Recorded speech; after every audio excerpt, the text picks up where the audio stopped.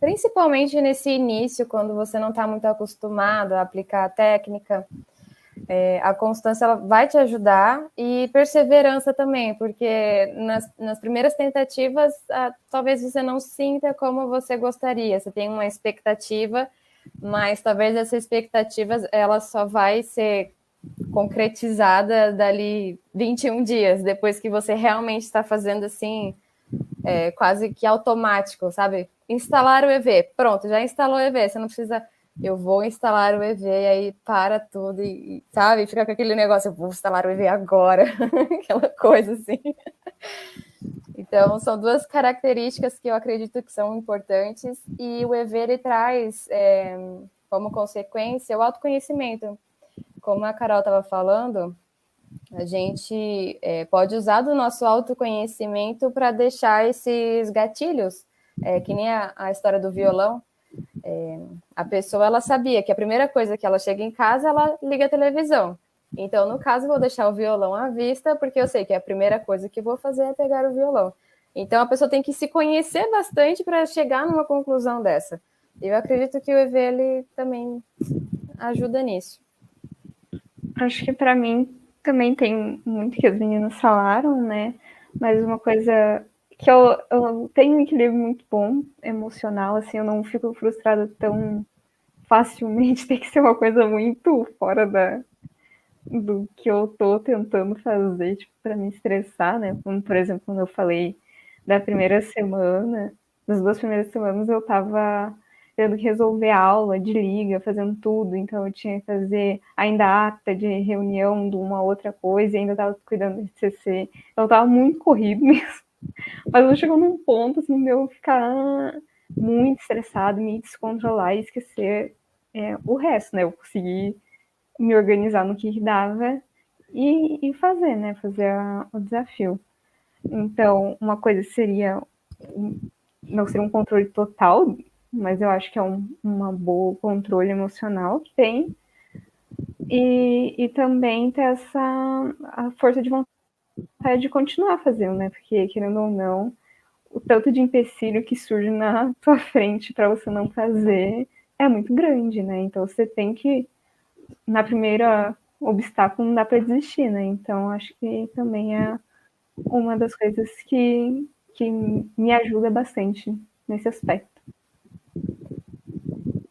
Já aproveitando e dando o oi aqui para a Inês Solê, para a Meracildes, para a Daniela Miari, que faz até uma pergunta aí. Vocês querem ler, meninas? Como fazer para ensinar práticas energéticas para a criança hiperativa? Obrigada pela pergunta, Daniela. Tem, inclusive, um livro da Aline Niemeyer e da Lilian Zolé, que eu estou vendo daqui, de onde eu estou, que é Técnicas Bioenergéticas para Crianças, que tem um monte de opção, assim, que dá para ensinar as crianças a reconhecerem as próprias energias conscienciais e diversas técnicas que também dá. Mas o que eu penso, né, a questão da criança hiperativa é puxar ela, a dificuldade que eu vejo é puxar ela para o foco.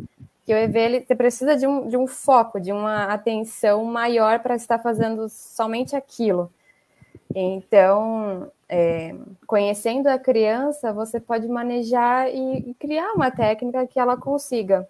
Talvez contando pedindo para ela imaginar como se fosse se ela fosse um chafariz. Então, imagina que você é um chafariz e você está jogando energias, assim, para dentro de si, sabe? Ou para fora, exteriorizando energias como um chafariz. Então, técnicas nesse sentido que também atraia a criança para ela fazer. O que vocês acham, meninas? Uma coisa interessante que eu vi de imperatividade, que eu vi um experimento, não lembro aonde, mas era tipo, eles estavam correlacionando a 2 ensinos, né? Um era que eles pegaram temas que a criança imperativa tinha muita afinidade, por exemplo, um desenho animado. E aí eles ensinavam a matéria por meio desse desenho animado, comparando com uma educação como seria tradicional, né? E eles viram que a criança imperativa, ela se focava muito mais quando era alguma coisa que ela tinha muito interesse, né, num desenho ou num avião que ela gostava, ou num assunto que ela tinha muito interesse, e ela acabava ficando quieta e querendo fazer aquilo. Ela conseguia ter um controle maior da energia dela, assim, de movimento, etc. Então, eu acho que a primeira coisa é fazer a criança saber se ela está interessada e fazer ela ganhar mais interesse sobre o assunto. Senão, se você obrigar a criança a fazer, às vezes ela quer fazer, mas aí você começa a pressionar muito, tipo, fica quieta, sei lá o quê. Eu acho que você tem que levar muito pro tempo dela e você vai ter que adaptar algumas coisas. Às vezes ela não vai conseguir ficar quieta naquele momento, né? Então, você, às vezes, fazer um movimento para ela conseguir, para não ficar tão quieto, ou levar para um lugar aberto, técnicas que não requer ficar totalmente deitado, totalmente sentado, ou na dinâmica das crianças, quando eu participei, tinha muita coisa de planta, você vai lá, vai caminhando entre as plantas.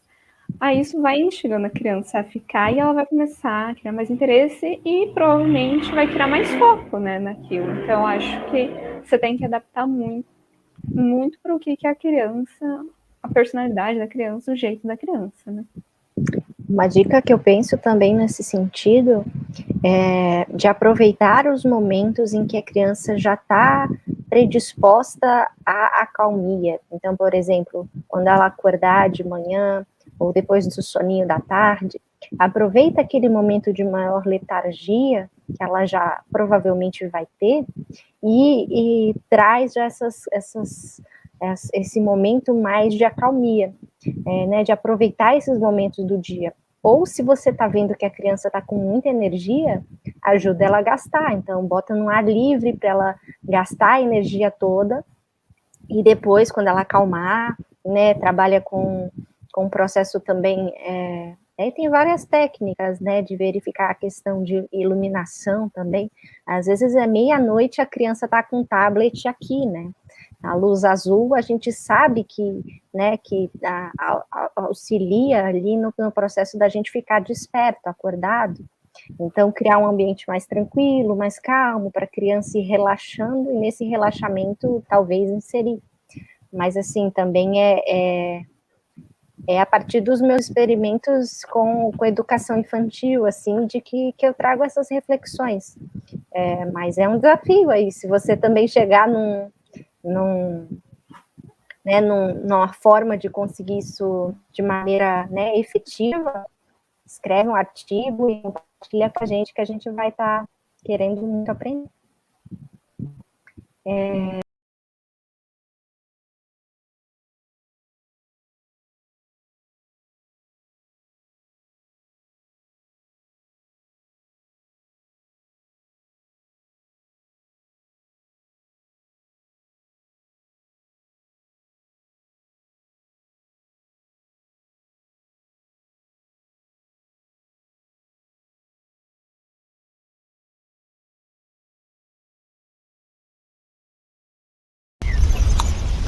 Acabei de assistir aqui, na verdade ouvi, né, as meninas lá, as moças mentais somáticas lá da Revolução, digamos assim. E uma delas é filha da Lina Zolê com o Everaldo Bergonzini. Eu acompanho ela desde criancinha, assim, ela fazendo entrevista com o professor Valdo lá com o nosso outro amigo lá, Arthur. Então é interessante ver o desenvolvimento consciencial, né, dela. Então, elas bem lúcidas, né, e elas fazendo o desafio lá dos 20 EVs diários, né, e eu lembrei lá, me remeteu lá no início, né, dos estudos do paradigma consciencial.